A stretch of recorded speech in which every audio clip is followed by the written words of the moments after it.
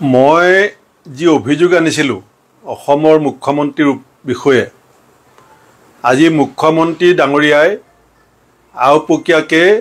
মই অনা অভিযোগ স্বীকাৰ কৰিছে। তেখেতে যে নিজৰ ব্যক্তিগত পৰিয়ালৰ বিভিন্ন ব্যৱসায়িক প্ৰতিষ্ঠানবিলাকৰ মুখপাত্ৰ হিচাপে আজি যি বক্তব্য ৰাখিছে সেইটোৱে মোৰ অভিযোগৰ সত্যতা প্ৰমাণিত কৰিলে যে তেখেতৰ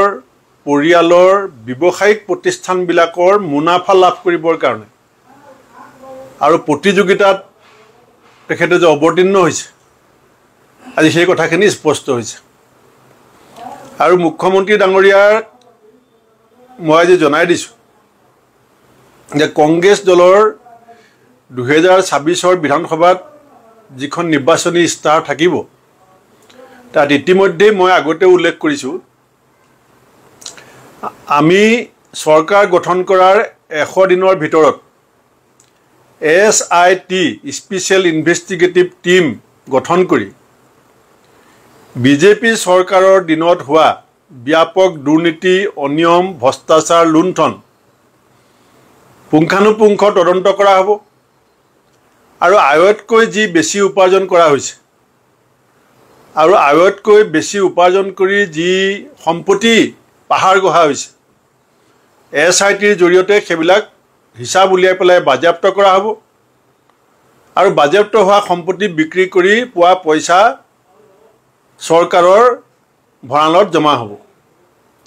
হয়তো মুখ্যমন্ত্ৰীগৰাকীয়েও পূৰ্বানুমান কৰিব পাৰিছে যে বিজেপিৰ ক্ষমতাৰ সময়সীমা টুটি আহিছে, ক্ষমতাৰ পৰা যে বিজেপি অপসাৰিত হ'ব আৰু সম্পত্তি যে SITয়ে বাজেয়াপ্ত কৰিব সেইকাৰণে হয়তো তেখেতে উইলৰ কথা কৈছে। কিন্তু কোনো ধৰণৰ মিথ্যাচাৰ আৰু আৱেগিক পৰিস্থিতি সৃষ্টি কৰি দুৰ্নীতি ভ্ৰষ্টাচাৰ গাপ দিবলৈ চেষ্টা কৰি লাভ নাই। আপুনি কি সম্পত্তি উইল কৰিব বিচাৰিছে আপুনি উইলখন ৰাজহুৱা কৰক, উইলখন অসমৰ চিফ ছেক্ৰেটাৰী হাতত জমা দিয়ক, তেতিয়া আমি চিন্তা কৰিম যে SIT গঠন কৰাৰ প্ৰয়োজন থাকিব নাথাকে। মই যি অভিযোগ আনিছিলোঁ অসমৰ মুখ্যমন্ত্ৰীৰ বিষয়ে আজি মুখ্যমন্ত্ৰী ডাঙৰীয়াই আওপকীয়াকৈ মই অনা অভিযোগ স্বীকাৰ কৰিছে। তেখেতে যে নিজৰ ব্যক্তিগত পৰিয়ালৰ বিভিন্ন ব্যৱসায়িক প্ৰতিষ্ঠানবিলাকৰ মুখপাত্ৰ হিচাপে আজি যি বক্তব্য ৰাখিছে সেইটোৱে মোৰ অভিযোগৰ সত্যতা প্ৰমাণিত কৰিলে যে তেখেতৰ পৰিয়ালৰ ব্যৱসায়িক প্ৰতিষ্ঠানবিলাকৰ মুনাফা লাভ কৰিবৰ কাৰণে আৰু প্ৰতিযোগিতাত তেখেতে যে অৱতীৰ্ণ হৈছে আজি সেই কথাখিনি স্পষ্ট হৈছে। আৰু মুখ্যমন্ত্ৰী ডাঙৰীয়াক মই আজি জনাই দিছোঁ যে কংগ্ৰেছ দলৰ 2026 বিধানসভাত যিখন নিৰ্বাচনী ইস্তাহাৰ থাকিব তাত ইতিমধ্যে মই আগতে উল্লেখ কৰিছোঁ আমি চৰকাৰ গঠন কৰাৰ 100 দিনৰ ভিতৰত SIT স্পেচিয়েল ইনভেষ্টিগেটিভ টিম গঠন কৰি বিজেপি চৰকাৰৰ দিনত হোৱা ব্যাপক দুৰ্নীতি অনিয়ম ভ্ৰষ্টাচাৰ লুণ্ঠন পুংখানুপুংখ তদন্ত কৰা হ'ব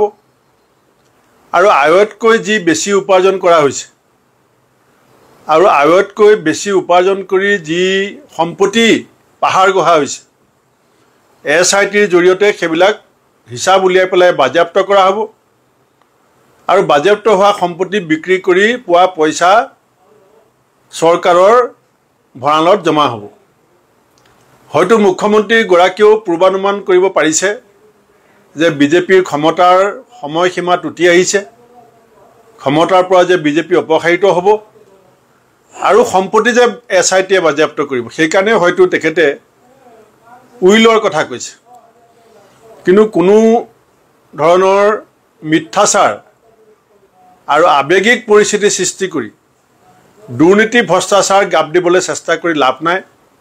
আপুনি কি সম্পত্তি উইল কৰিব বিচাৰিছে আপুনি উইলখন ৰাজহুৱা কৰক, উইলখন অসমৰ চিফ ছেক্ৰেটাৰী হাতত জমা দিয়ক, তেতিয়া আমি চিন্তা কৰিম যে SIT গঠন কৰাৰ প্ৰয়োজন থাকিব নাথাকে।